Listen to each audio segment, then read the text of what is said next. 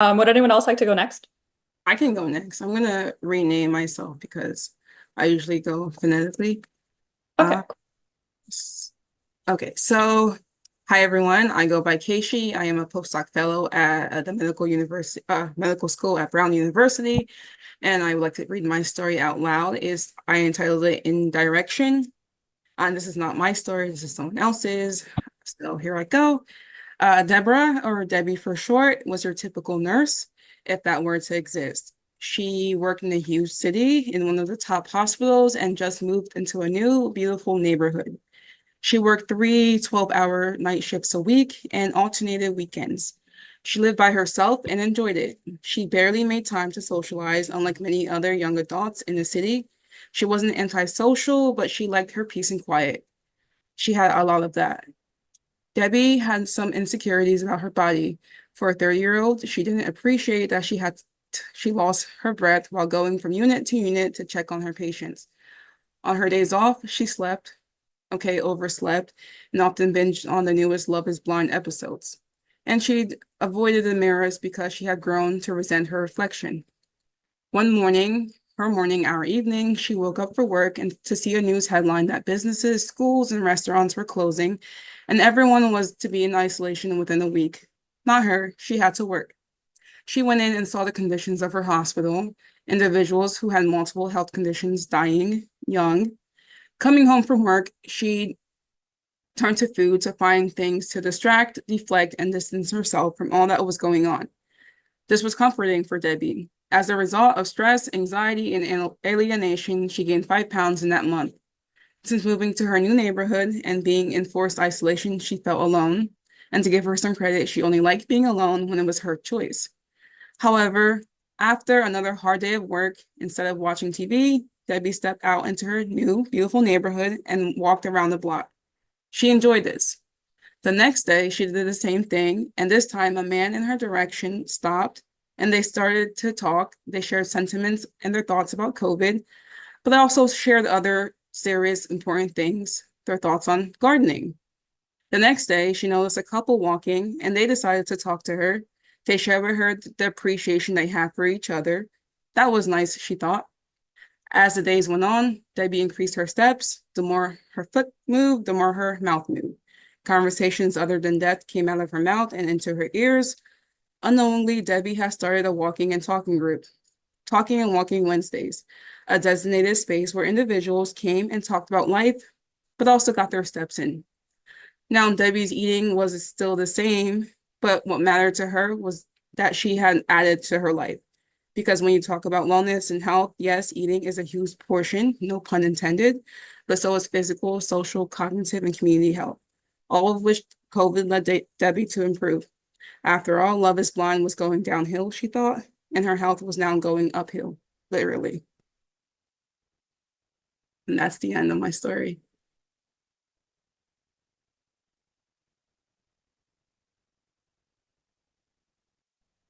thank you so much. Does anybody have any questions for Keishi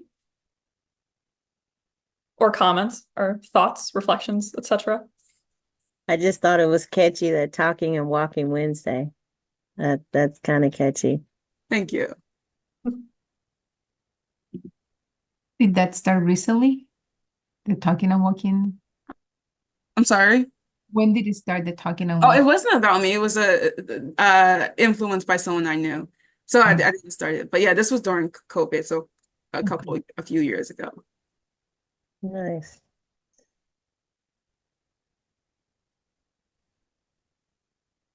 Great. Um, okay, who would like to go next? I can go. Okay, perfect. My story, the title is From Bedridden to Empowered, a CHW Journey to Health. The theme of my story is a person who is succeeding in accomplishing goals that improves their health or the health of or others in the community. Um, this is a personal story. It's a part of my journey. When I first started my journey as a community health worker, my life mirrored the very challenges I aim to help others overcome. I was grappling with multiple comorbidities around diabetes, asthma, prehypertension, hyperlipidemia, obesity, and a spinal injury that left me immobile for almost 8 months. My days revolved around doctor's appointments and daily medication, and I increasingly felt disconnected from the vibrant, active roles that I once played in my professional career as well as in my community. One day I faced a crucial decision. Either I needed to let my health conditions define me, or I took charge of transforming my life. I knew that I needed to set a goal that was both challenging and deeply personal, one that would not only restore my health, but also empower me to inspire those in my community. My journey began with a simple yet daunting goal to reclaim my health and my mobility. This goal was not just about losing weight or managing my diabetes better, it was about proving to myself that I could overcome these barriers that had kept me confined and inactive. I set out to achieve these through a multifaceted approach: diet changes, regular exercise, and intensive physical therapy. Initially, the barriers were overwhelming. My spinal injury made physical activity painful and often discouraging. My diabetes and asthma demanded constant monitoring and adjustment of medication. My weight made every moment more laborious and every movement more tactful. Yet every small victory, like walking a few steps more each day or making healthier food choices, added up. I began with physical therapy, collaborated closely with my therapist to gradually increase my mobility. The process was slow and filled with setbacks, but each day I would push a little harder. Alongside of my therapist and their encouragement, I consulted with a nutritionist to create meal plans that address my diabetes and my prehypertension and other chronic conditions that was plaguing my life. I learned to cook meals that were both delicious and beneficial for my health. As I started seeing improvement, I also began sharing my journey with those in my community. I hosted small workshops and support groups. I sharing practical tips on managing chronic conditions, helping others to set achievable health goals and overcome personal barriers together. These sessions were not just about giving advice, they were about showing those in my community that change could be possible through persistence and especially self-care. The real breakthrough came when I could walk without assistance for the first time in months. It was a symbolic moment for me, marking the end of my period of immobility and the beginning of a new chapter. I had achieved significant weight loss. I improved my diabetes and asthma management, and I regained a level of physical activity that allowed me to return to a more active life and my beloved profession. My successes did not just end with personal achievement. It empowered me to support and uplift others that were facing similar challenges and allowed me to be more of an empathetic provider. I saw firsthand the impact of my journey and the power of sharing my experiences that was driving my change. I hope my journey to recovery inspires others, showing them that even the toughest challenges can be overcome with determination and a support system. Ultimately, my personal goals of overcoming my comorbidity evolved into a broader mission to enhance and to enhance me as a better provider and help me help those in my community. Today, I draw strength from the support of all of those who came before me and the encouragement of all of my loved ones and my professional coaches and my clinicians. I often recall my late daughter used to say during my tough times, "Mom, you got this. Mom, we need you. I will make you pretty if you would just stop crying, Mom." Those empowering words drive my ongoing journey towards healing. Thank you.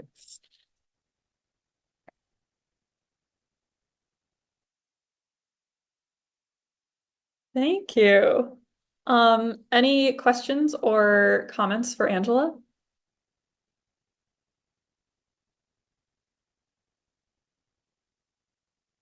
I just wanted to say to everybody, actually, thank you for putting yourselves out there, especially when you're telling your own story. I think it's great that people are willing to do that and to share.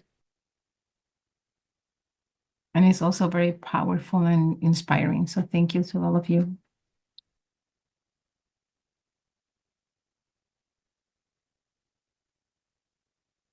Okay, I think we have one more story. Um, so yeah, Wisdom, if you'd like to take it away. Yeah. Okay, thank you so much. So my name is Wisdom Godo, and I'm from Ghana, and I'm also a prospective student of University of Minnesota. And today I'm also coming to share my personal story to motivate others. And I've captioned my story Beyond Survivor, a lifelong commitment to childhood nutrition. So this story is about me growing up in a small village. I was able to overcome malnutrition. So I'm going to read it aloud. So I was born and raised in a small village where life was difficult from the beginning. My community lacked basic amenities such as electricity, clean drinking water, healthcare center, and even good clothes. So growing up, I faced a significant challenge due to malnutrition. A result of my parents' limited knowledge about proper feeding practice for infants and children. My siblings went through similar struggles as health information and resources were scarce in our remote village. Because there are no health center nearby, getting medical help was a constant struggle. Pregnant women could not attend antenatal clinics, and children missed out on essential immunization and child welfare services, which only worsened the health problems in the area. These issues weighed heavily on me, especially as I watched children like me and my siblings suffer from malnutrition.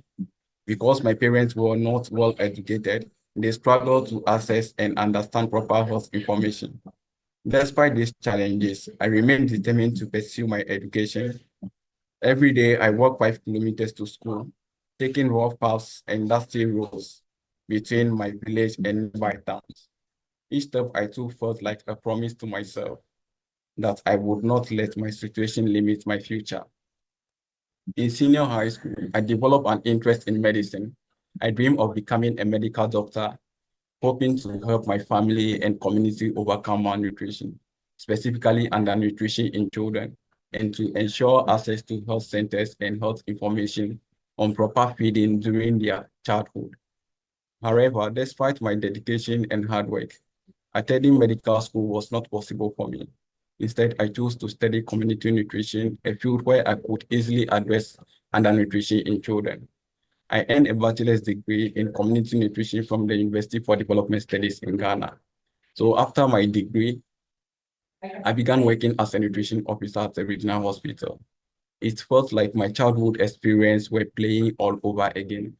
Every day, I saw children suffering from severe malnutrition just like I had. These were not just cases to me. They were painful reminders of what my siblings and I endured growing up. Each step Each time a child came in weak with sunken eyes and very thin lips, I saw my younger self. I saw the same hunger, the same uncertainty, and the same fear in their eyes that I had once felt. Seeing a mother holding a malnourished child, not knowing what to do, stirred something deep inside me. I understood their pain on a personal level. I could feel their helplessness and fear because I had lived it. And with each child I encountered, I helped not just because it was my job, but because I knew firsthand what it was like to suffer in silence. What motivated me to do something was not just the memories of my own struggles, but also the realization that these children do not have to suffer like I did. I knew that with the right knowledge and resources, I could prevent malnutrition before it became a life-threatening. I was not content just to treat the symptoms. I wanted to get to the root cause of the problem, to educate parents, to advocate for better resources, and to prevent children from ever reaching this point of need. Each child's story became a driving force for me. I could not stand by and watch them go through what I had without doing everything in my power to help. Every intervention, every nutritional plan, and every conversation with a worried parent became a small step toward breaking the cycle. I wanted to ensure that no child had to grow up feeling the way I did. Throughout my journey, I was inspired by my lecturer, Dr. Humphrey Gatti, whose insight and encouragement instilled in me a deep sense of purpose. This commitment resonates with my favorite quote from Oprah Winfrey. I quote, "Challenges are gifts that forces us to search for a new center of gravity. Don't fight them. Just find a new way to stand. These deeply personal connections to the children I work with is what keeps me going. And it is what drives my passion for public health and preventive care. Thank you.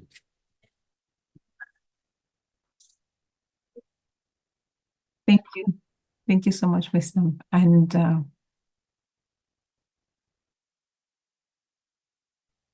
Yes. Does anybody have questions or comments for Wisdom? Or any of our presenters? Those were our 4 stories that we have. Wisdom, thank you. You are the farthest away from all of us in Ghana, and the reception is very good. You are looking wonderful today. And for the others of you, those were remarkable stories. I'm sorry I couldn't comment on each of you, but let me say this, that just a minute, I need to set down my camera here. So let's see, what is blocking the, okay. These stories about individuals' experiences are powerful. They take courage to tell a story about things you've tried. And I applaud each of you for being open to tell stories about yourself. These stories are exceedingly instructive to others. It gives hope to others. It gives ideas to others. It gives a vision for how others might be able to accomplish things that they didn't think they could do. But this is a type of a story that I'd encourage each of you to think about. It's a type of a story of things you have struggled with and you have accomplished. And it hasn't always been smooth. Many things in life are that way, where you have ups and downs. But each one of you, and by the way, I heard you each give your talk. My video wasn't working, but my audio was on. And so I was able to hear what you had to say. And so I'm impressed. Thank you each. Each of you will receive a $50 award as soon as I can figure out, as long as the gremlins aren't at the post office as well. I'll have those out to you very soon. I would like to offer today a few tips and suggestions about stories. Last time when we met, as I look back at the material, there were a lot of things that were covered in detail, but were, how do I say it? As I look back on them, they were difficult to do. And so I thought today I would like to take a slightly different track and talk about how to make storytelling easier. And I have 5, let's see, I've got to find out where my camera is. Oh, there it is. 5. I have 5 tips to offer today. And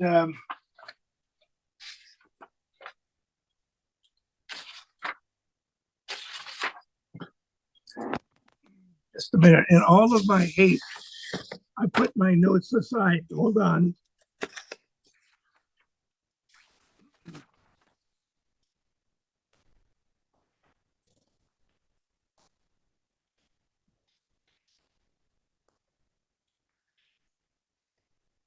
The first tip, and this tip is sensitive today, I guess, partly because we're in a period of time in the United States where there is a lot of sort of seemingly anger and bitterness that's happening. And my first tip, seek uplifting stories and share them with others. Begin with people who are around you, colleagues, friends, family members, and look for acts of kindness. Look for acts of compassion, dedication, and put those stories in writing. We're in a period where, well, we've always been in a period where there's always good things happening. And if we only hear about the bad things, it starts to do something to all of us internally. And for a while, my suggestion is look specifically at people around you who are doing positive things and share their stories.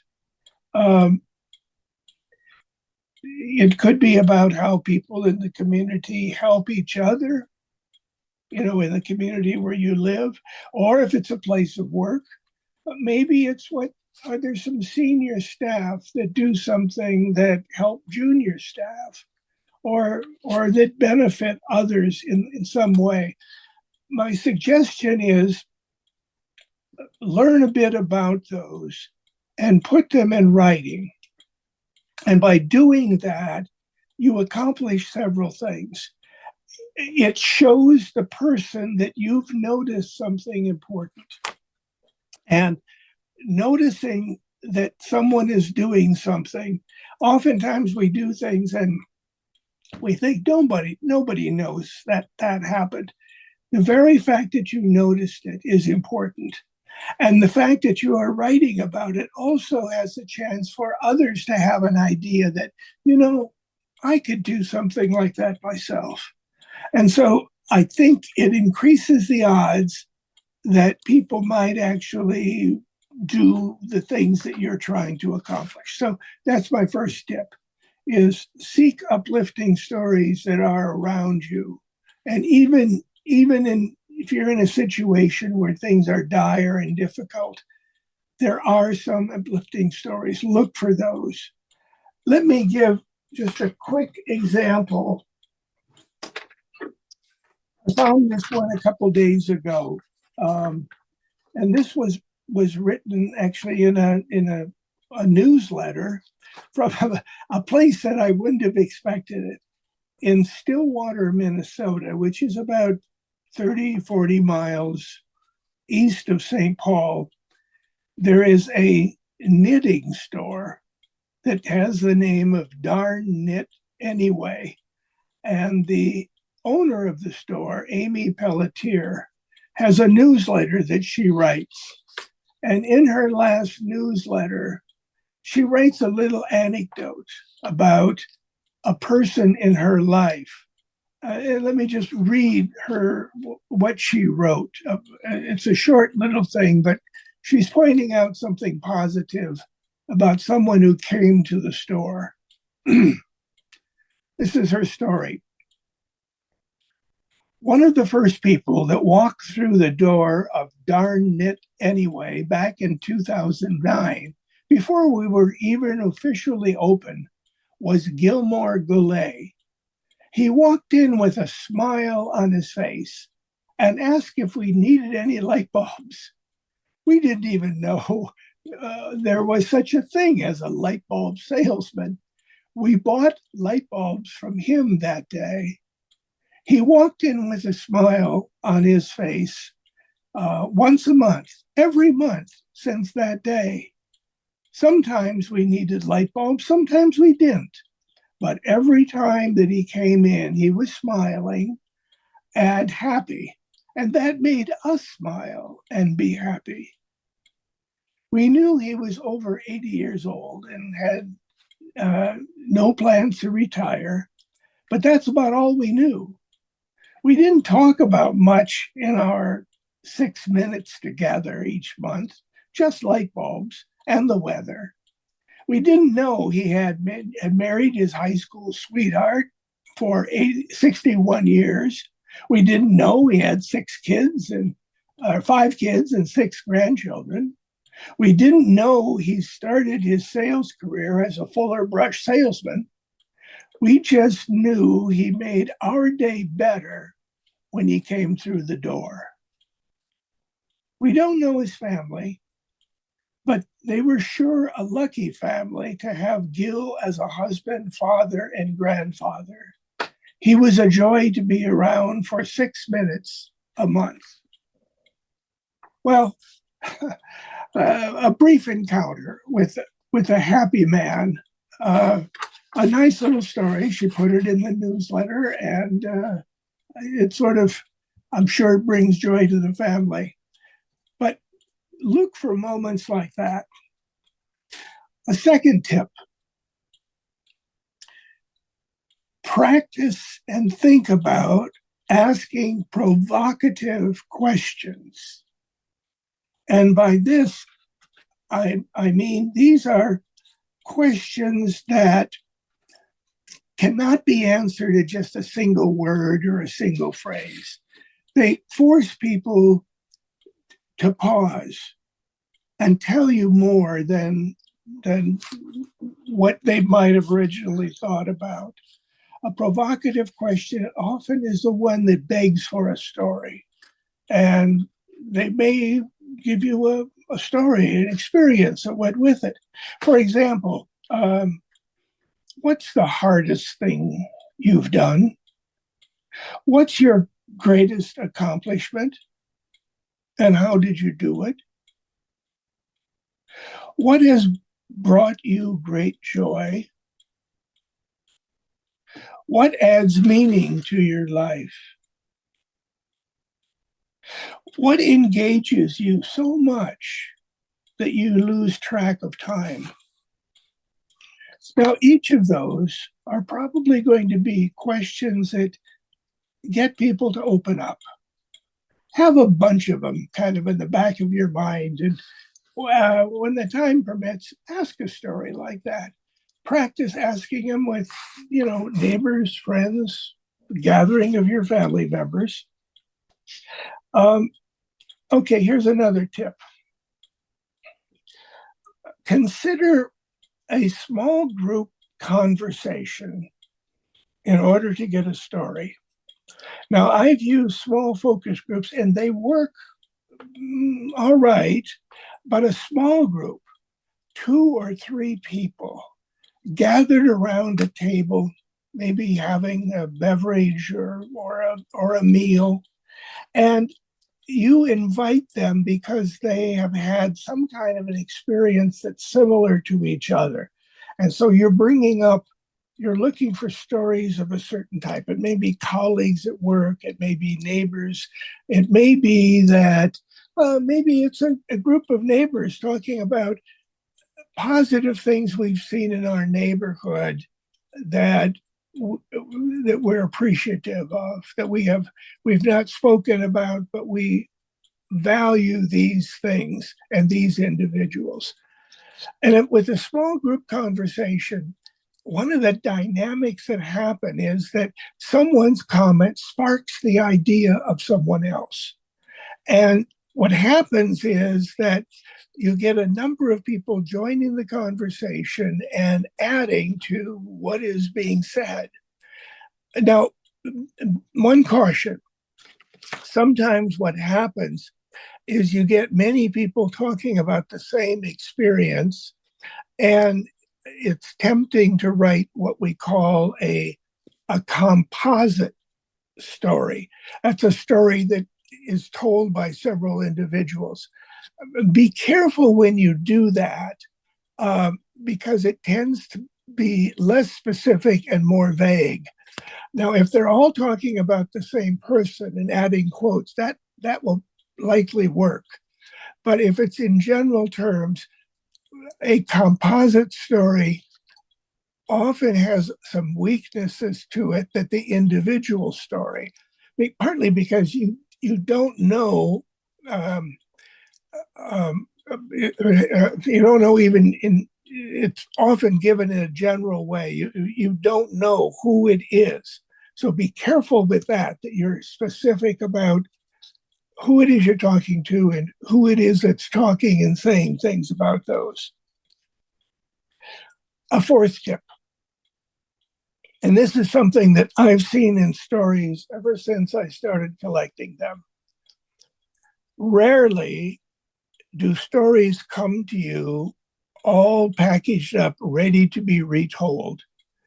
More often, when someone tells you a story about their experiences, you will receive it in bits and pieces, fragments that are not necessarily in a sequence. It might not be chronological. It might be just memory portions and bits that come about, something that's remembered. My point is that you have to be ready to do the assembly. Your task as the story listener is to take the story and put it in a sequence or a form that someone else, it does make sense. And there is a bit of an art to how you do this, because partly, one of the things that's often delightful about a story is that there is a sequence, there might be suspense, there might be even a bit of a surprise at the end. As they sort of say, you don't tell the punchline of the joke in the first line. You save it for the end. And so as you're telling the story, you're providing the sequence so that when the listener hears it, it sounds like a complete story from beginning to end. So don't be surprised if you have to kind of put those pieces together. And what you may want to do, and I recommend, is giving it back to the original storyteller and say, okay, I've arranged it a bit. Does this sound right? And maybe they have some edits and some modifications that they would like to make. But that sequence is for others who might want to hear that story. My fifth tip. Well, let me preface it. All around you, you probably have people who have varying skills at telling stories. My suggestion is pay more attention to those people around you. Notice particularly the people that are quite good at doing it. What do they do? Is it the language they use, how they set it up, how they do the timing? Each person who tells stories often have a technique or a strategy they use. Listen to some of the stories. Now, there are some stories that you don't need to listen to. They go on and on. They're not told with brevity and clarity. But listen to those stories around you. And what you may even want to do is seek out some. Like go to your browser and look for some of those TED Talks, those very brief talks, and particularly some of those that include stories. Or there may be other podcasts, people that you know about that are telling stories. Matter of fact, now I'm going to stop that point and move to some things you may want to look on your browser. And these are suggestions for additional sources of information about stories. And there are several YouTube locations that I would recommend that you give thought to. One of those is, and if you go in and you put the name Andy Goodman, storyteller, or stories, Andy Goodman is out of California, and he is a consultant for businesses, nonprofits, a variety of organizations to help them tell stories. He has a number of videos where he's given talks about using stories. In my mind, he's one of the better storytellers out there. And I recommend that you take a look, listen to some of the stories about how he tells the story, and he talks about the telling of the story. Another person to search for on YouTube is Ira Glass. Ira Glass is on National Public Radio, and he has a program on public radio that This American Life is what it is. And the radio program is interesting. They have regularly 15-minute stories. But if you go in and look for Ira Glass on YouTube, and particularly he has a section, it's in 4 parts, and it's on storytelling. Each part is only about 3 to 5 minutes long. And Ira Glass makes a very interesting point. He makes the comment that he has a team of something like 8 or 9 people that travel around the country, talk to people regularly. He said these people are professionals and they're very good at capturing stories. But he said most of the time, when we go out after stories, we don't come back with a story. He said capturing these stories is harder than you think. And it might be that 1 time out of 4, 1 time out of 5, we hear a story that we see the benefit of and it needs to be retold. But he says, don't be surprised in your efforts of getting stories that not every story can be put into a package that makes it interesting and worth hearing by other people. So as you think about gathering stories, the advice from Ira Glass is that it isn't an easy path, but partly by keeping your eyes open, going to the right places and listening, and you will hear these stories that are truly outstanding. Now, there's one more source, and I need to reach around me. I'm going to hold it up to the camera here.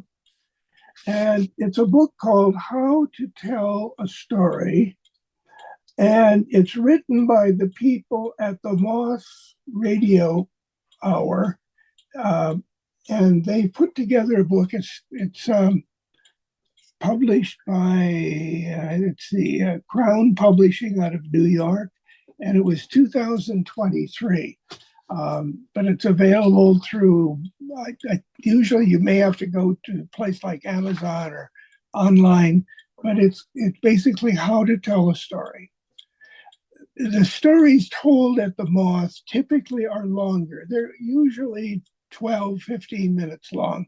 That's a little longer than what works comfortably in a story about an experience in public health. Usually we're looking for stories 3 to 5 minutes in length. But they do offer some tips and some suggestions that could be helpful to people. So these are some things that along your journey that can likely make your journey with storytelling a bit easier.